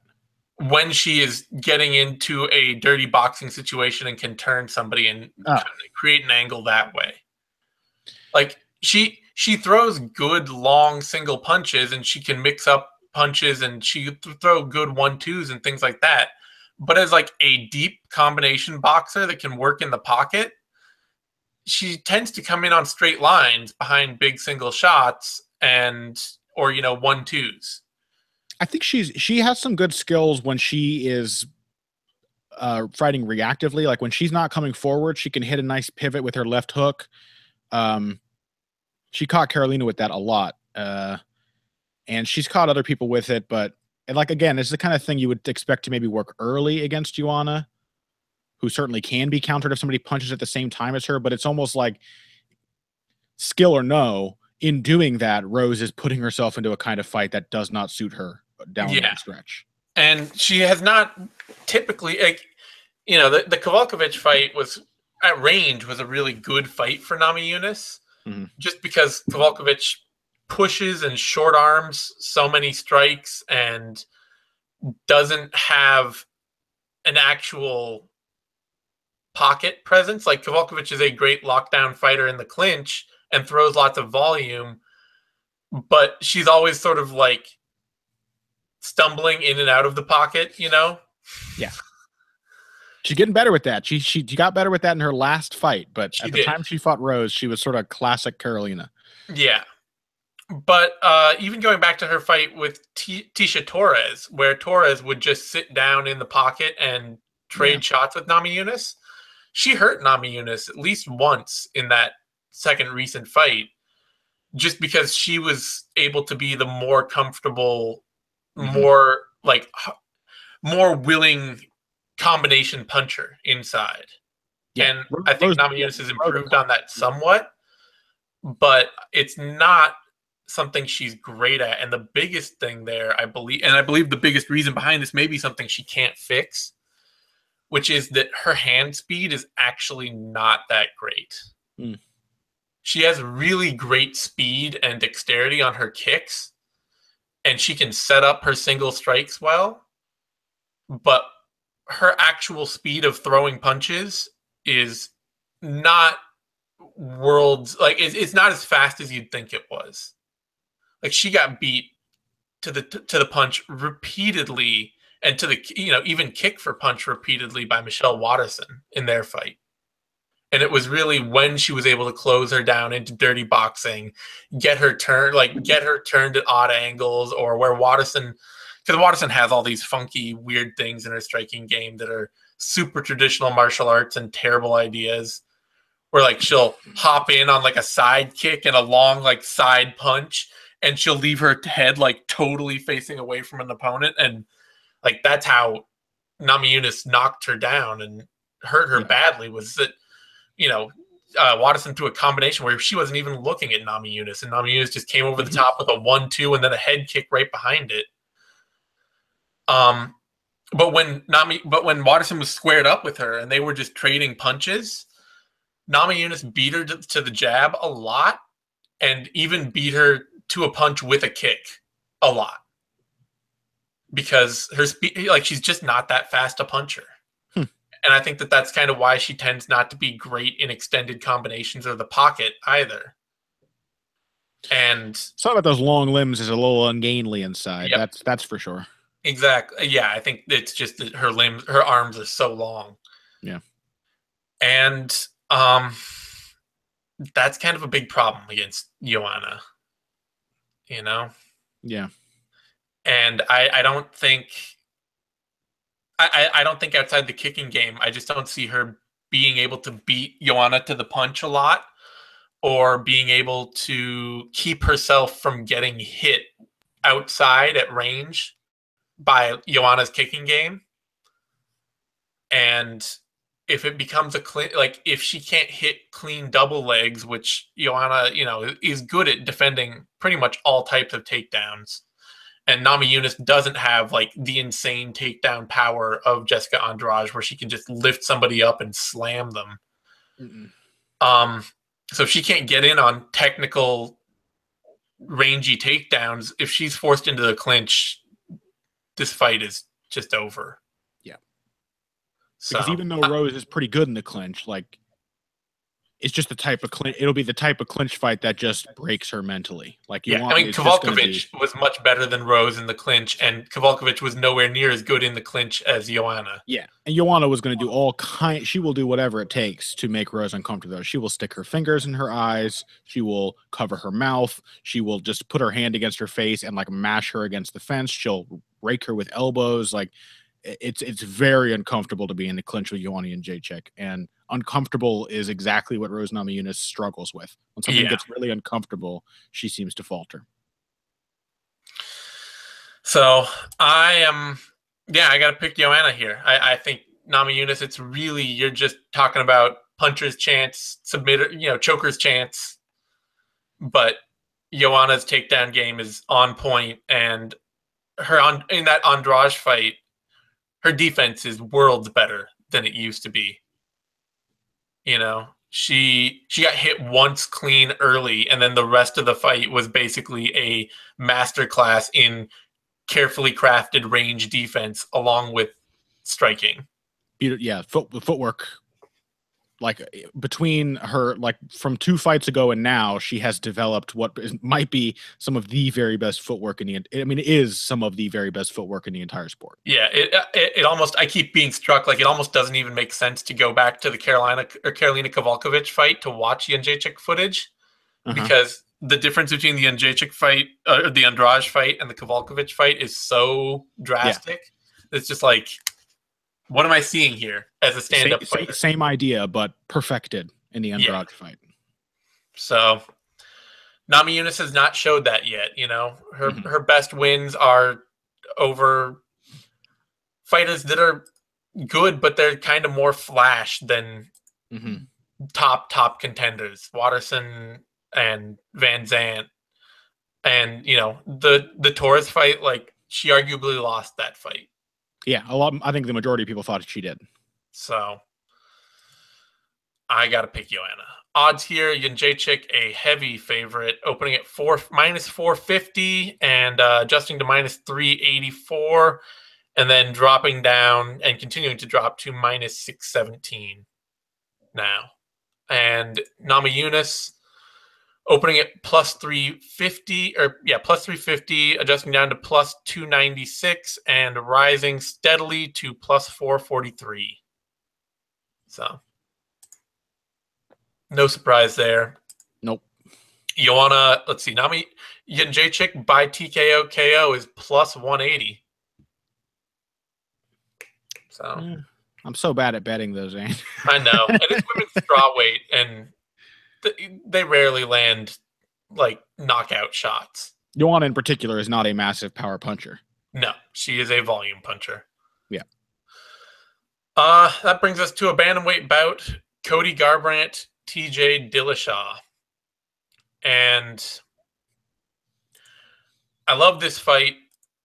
And, it's one of the many fights on this card I love. I love Jedrzejczyk, Namajunas. I love Masvidal, Thompson, Vick, Duffy. Cutelaba, Oleksiy is going to be fun. Gall, Brown. Most of the fights on this card I think are great. Is it the best one on the card, though? Man, that's, like, there's no way for this to be a bad fight. Right. Is this the best matchup on the card? Like, it probably is. It probably is. It's fascinating. And I'm picking Cody Garbrandt, and I feel weird about doing that because I really like TJ Dillashaw's game. But and the thing is, though, and this is kind of weird, is that the only bit of information, functional information for this fight The only bit of it is Cody Garbrandt versus Dominic Cruz. Mm-hmm. It's the only fight where we got to see like what Cody Garbrandt can do other than knock people out. Yeah. And it's the only fun. I mean, and that's even on the Dillashaw side too. Mm-hmm. Because the thing with Dillashaw's career is that before he got to be, before he got to be UFC champion, or on his way to becoming UFC champion, the best striker that he had faced was Renan Barão. Mm-hmm. And that's, he faced Rafael Assunção and John Dodson as well, losing to John Dodson and Assunção as well. But even up to that, like, the best striking win of his career to date is Renan Barão. And Renan Barão's striking game is nothing at all like Cody Garbrandt's striking game in any way, shape, or form. Yeah. Like, there are zero similarities to how they throw punches or kicks. Or I would say that the best parallel is that Cody Garbrandt is a lightning fast, much younger, and much, much more powerful version of Rafael Assunção. If you had to compare the game of a Dillashaw opponent. And that's the other problem, is that otherwise, like, guys like Lineker and Assunção are kind of foot slow. Yeah. Dominic Cruz does not have the power or the same, like, accuracy really to his game. He's got a lot of funk and a lot of footwork, but we've talked for a long time about how a lot of what Dominic Cruz does is look like he's winning while kind of engaging in reasonably equal striking battles with people. Mm-hmm. Where it's like, oh, I flipped something beautifully, and I flipped 2 more punches. I didn't land any, but the fact that I made you look so goofy while I did it, that really makes it look like I was way more effective there. And nobody gives a shit about punching form, so nobody complains when Dominic Cruz lands like the craziest, widest winging punches. Exactly. That don't really have a ton of power on them. People, he made the other guy miss and he didn't. So yeah. But doesn't that also mean, by that same logic, that Dillashaw is the best striker that Cody Garbrandt's ever faced? Yeah, it does. And that's why Dominic Cruz versus Cody Garbrandt is literally the only slightly useful fight between any of these fighters to watch here. Yep. Because they don't really fight anything like what either of them have faced, or the adversity that either of them have faced over their careers. I have to pick Garbrandt here really only because of the power differential. Mm-hmm. And because Dillashaw, he's built a lot of feints. He's got a lot of good footwork that he's built into his game. He's one of the few fighters that really can work to cut angles and do so while landing punches effectively. It's more than just what Dominic Cruz does, which is so much about just cutting the angles and making you look silly and then maybe landing a punch. Dillashaw is much more about functional offense. And that's not to hate on Dominic Cruz. I do like Dominic Cruz's game a lot. It's just a function of what they're looking to do in a fight. Mm-hmm.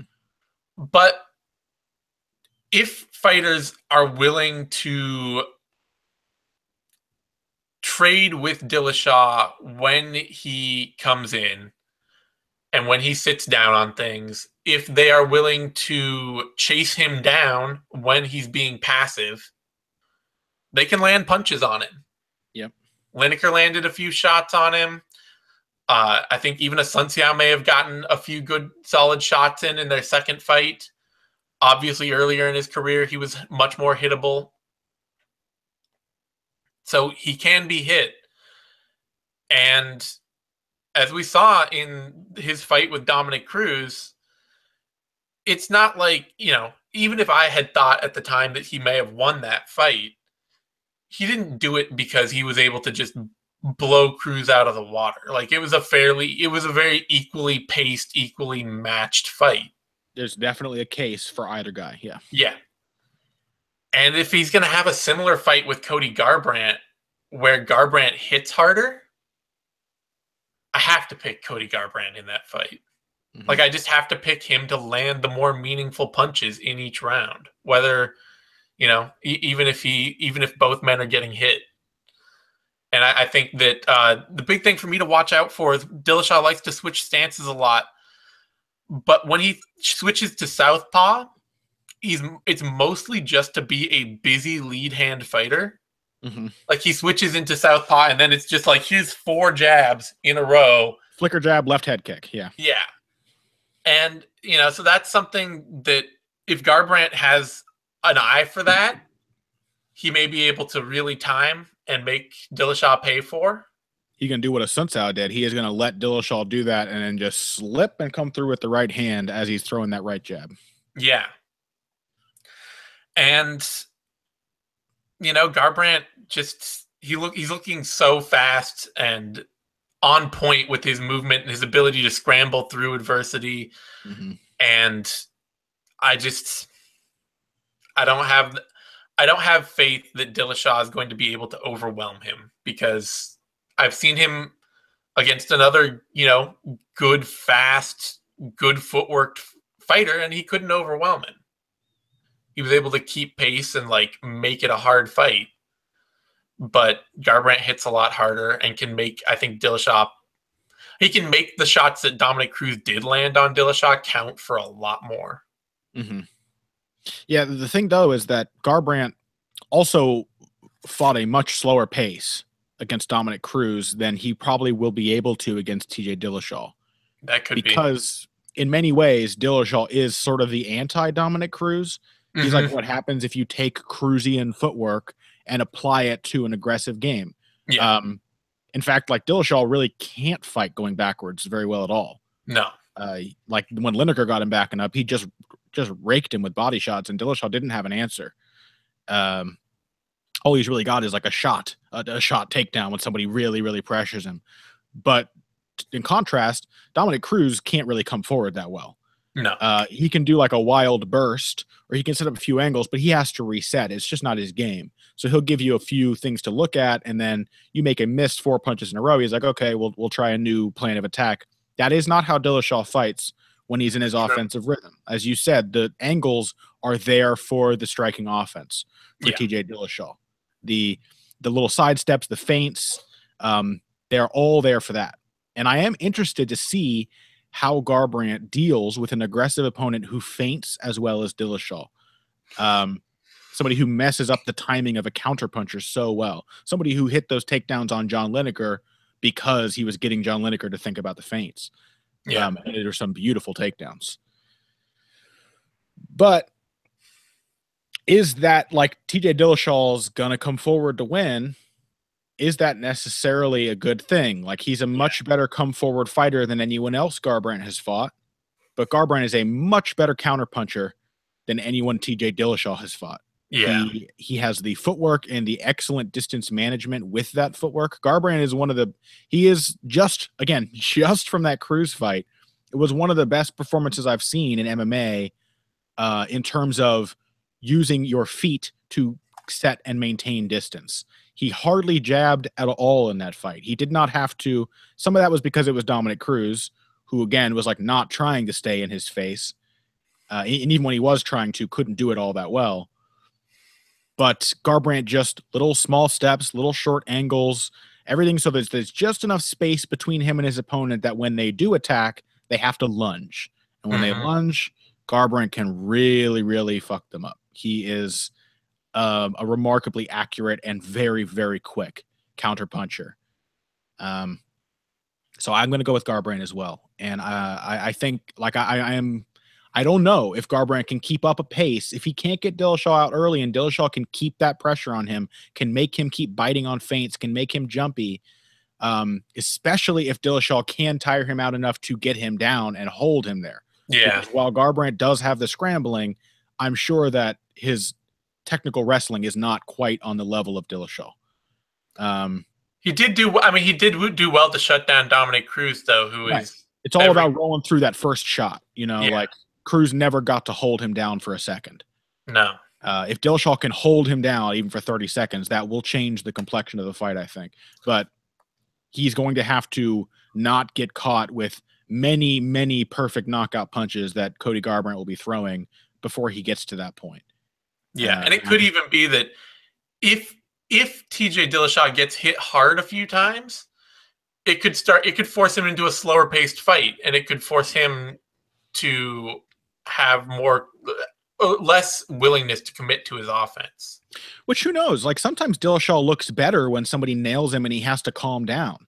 Yeah. Like, he's really competitive. Like, he really likes to get into a fight to exchange with people, I think. So sometimes, like, Ludwig in the corner have to be like, look, settle down, touch him, work your way in, be smart, and then he'll come out the next round and it's like, oh, like, he's not getting hit anymore. His defense suddenly got better because he's not just looking for the kill at every opportunity. But you only have to look for the kill for one round for Garbrandt to really, really catch you. I don't know. It's a fantastic match. Yeah. It's a really fantastic fight. My monitor just shut off. Thank God you're still there.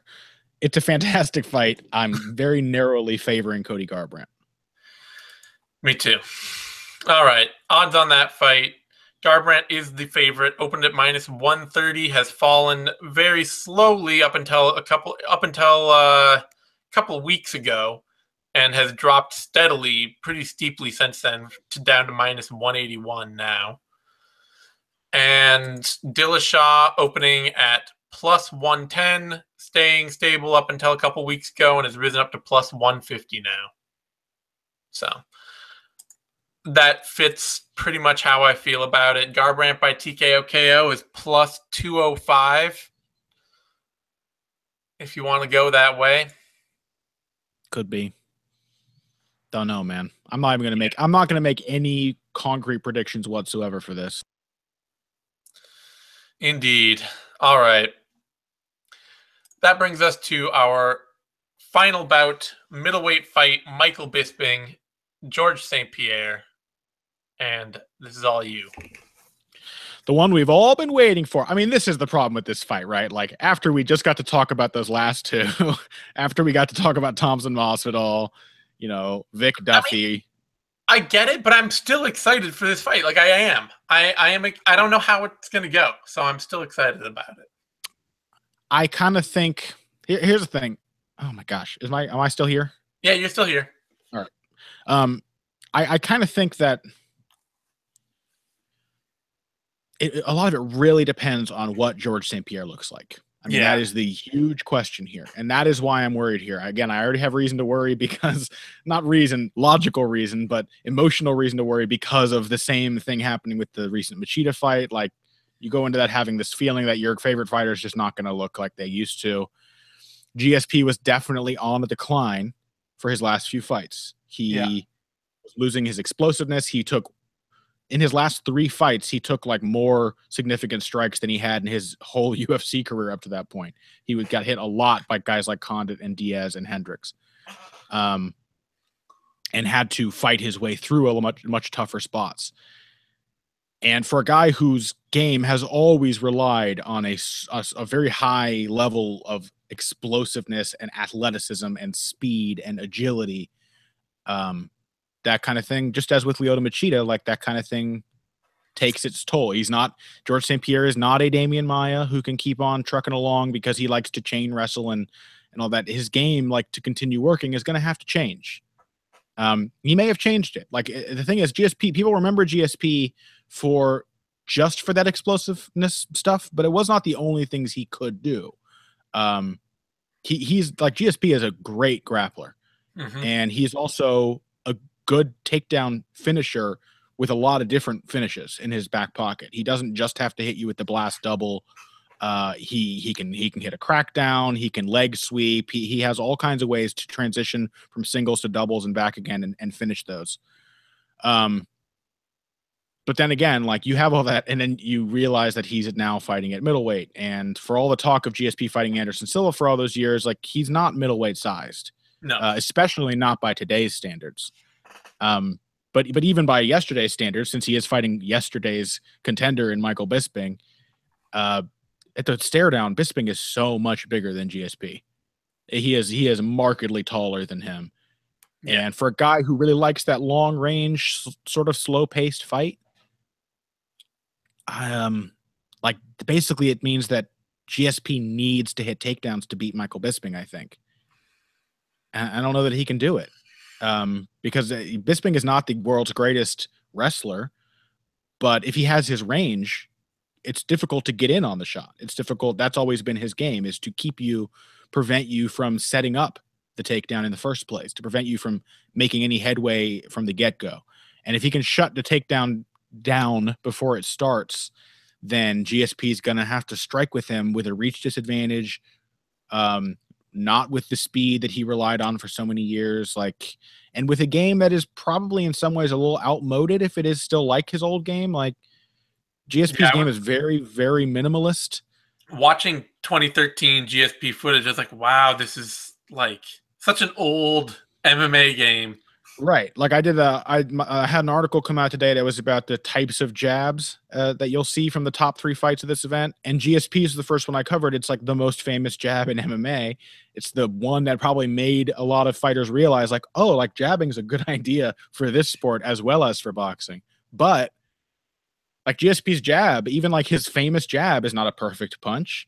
He like way overextends on it. He can't follow it up with anything else. It only works because you don't know if it's that or if it's the shot. Yep. And without that explosion, that switch up probably doesn't work as well. So I'm going to go with Michael Bisping by a sort of slow decision on the feet. I'm not confident that GSP can get him down. And if he can't, then I'm not confident he can keep up with Michael for 5 rounds at Michael's pace. Not confident if he has to hang out for 5 rounds with Michael Bisping on the feet that he doesn't get knocked out. Yeah, I mean, yeah, he's no Luke Rockhold, right? he does have a chin. Bisping is still not he's definitely a better puncher than he was in his younger days by a long shot. But yeah, but I could see that. I know Bisping not iron fisted, and I know that GSP had a chin by the time he retired, but he was still getting shook up. You know, in that fight with Johnny Hendricks, in that fight, obviously he ate that kick from Carlos Condit. Like, he definitely, there's rumors too going around that like one of the big reasons he walked away was because people were worried about his head. Mm-hmm. You know, it was the worried about him taking too much brain damage. And I don't. If I'm Bisping, it's parry hook. That's the combination all day. Parry the jab, counter with the left. Yeah, I can see that working. I think the biggest thing, really, honestly, here, there are a couple of things going on. If you watch Bisping against anyone who tries to wrestle him consistently, they do get takedowns. You know, you watch Bisping against Tim Kennedy, against Chael Sonnen, especially Kennedy, because Kennedy's also 5'10", is not a big middleweight. He's also freakishly strong. But that Kennedy fight was also 3 years ago. Yeah. And Bisping does actually seem like parts of his game have gotten better. I think skill-wise, he's the best he's ever been. Yeah. The other part of this, you know, he stands more flat. He sits in the pocket better, more confidently, which means if he's more confident doing that, he's hard. Like he may be harder to take down because he's better set up. He's not reacting as much. He's not being as reactive and as flighty. I do think the GSP will probably get Bisping down at least once. Thing is, too, though, that GSP got Johnny Hendricks down once in their fight. And then I'm pretty sure he didn't get him down again for the rest of the fight. At all.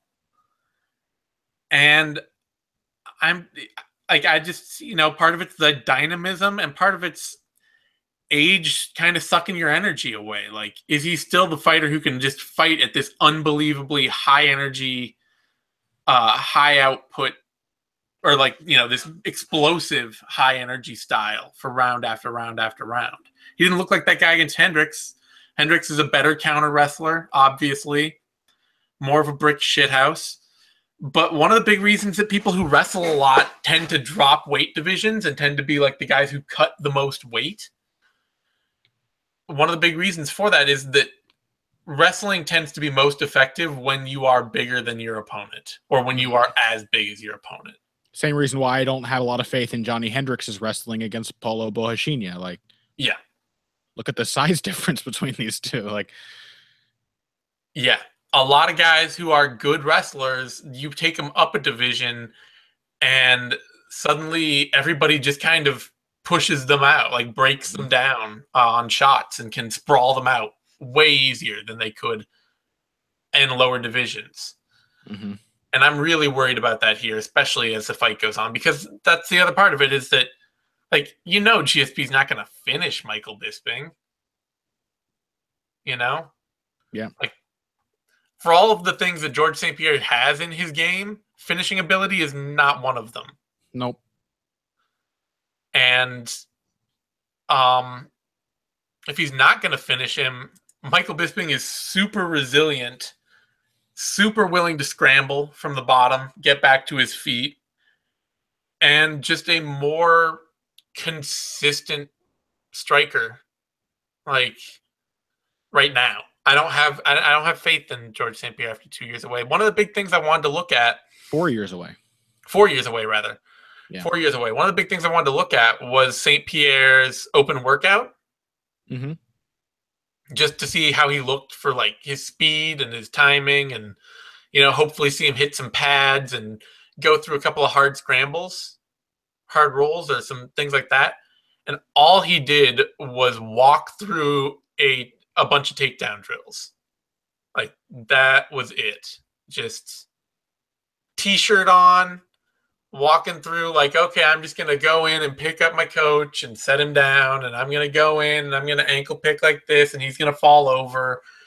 Like, and obviously that's not, that's not indicative of anything in particular, except that he's not willing to show, like, it's one of those things. It's like, are you not able to show, or are you not willing to show? Yeah. It might be deliberate. I don't know how fighters necessarily feel about the open workouts, but yeah, I mean, that's the thing. Like, that's why it's a hard fight to analyze, and part of the reason I think why it also just frustrates me that this fight is happening is like there's so many unknowns. I don't know. It's like, what am I supposed to latch onto to really be fascinated by this fight? All I can latch onto is the idea of GSP looking worse than he used to. Yeah. Which sucks for me. So it's true. I got to pick Michael Bisping. I don't want to do it, but there's just no way in confidence that I can pick George St-Pierre. Yeah. And the only, he could, if he can come out and he can just hit takedowns all fight, then awesome. Beautiful. Would love to see it, man. I will applaud every second of it. Win the middleweight belt, fight Dan Henderson, and then retire. That'd be a perfect ending. Yeah. Apparently, the UFC tweeted out that Robert Whittaker will be cage side to welcome his new opponent after the fight. And that's like, oh, God. His new opponent is more likely to be the winner of Johnny Hendricks versus Paulo Borrachinha than the winner of Bisping versus GSP. If they made GSP fight Robert Whittaker, Jesus, that should be a war crime. That's not at this point in his career. Even if he looks good, just don't do it. Anyway. No. I think it was Jed over at MMA Fighting posited the idea that Bisping, if he won this, would just go fight Daniel Cormier at light heavyweight, which maybe I could easily see that being the case. Why should he want to fight Robert Whittaker? Yeah. It sounds like a terrible. I mean, he may be one of the better top 10 middleweights for Robert Whittaker. Like, he might have more to offer Robert Whittaker than some of the other more grappling heavy guys do, but that's kind of worse because, like, he's still going to lose. Yeah. Yeah. Odds here are dead even. Bisping opened at -105, went up to plus 125, and has since dropped down to -110. GSP opened at -125, dropped to -155, and has climbed up to -114. Dead even odds, which I get it. People love GSP, but man, it has been a long time. Yeah, and it's Michael Bisping. Like, it's not like he's fighting Luke Rockhold or Chris Weidman, like some giant young athlete for the title. So I get it, but it's been too long, man. It has been too long for me to have any faith in GSP's abilities. Yeah. Hope he wins. Would love to see it. Would be amazing. Not betting on it. No. All right, everyone. On that note, you can find me on Twitter at TheseAintTime. You can find Connor on Twitter at BoxingBush, BUSCH. You can find both of us over at BloodyElbow.com in our various roles. You can find, or if you're watching this video on YouTube, give it a like. That's a thumbs up thing down there. That helps us a ton. Subscribe to our YouTube channel, MMANation.com, DOTCOM. That's to get all the latest Bloody Elbow shows, videos, news, and all that stuff we do week in, week out. We will be back next week with UFC Fight Night, Poirier versus Pettis in Norfolk, Virginia, which is stacked to the gills with action fights. So we will be more than happy to talk about that next time. Thanks, everyone, for tuning in. We'll see you soon.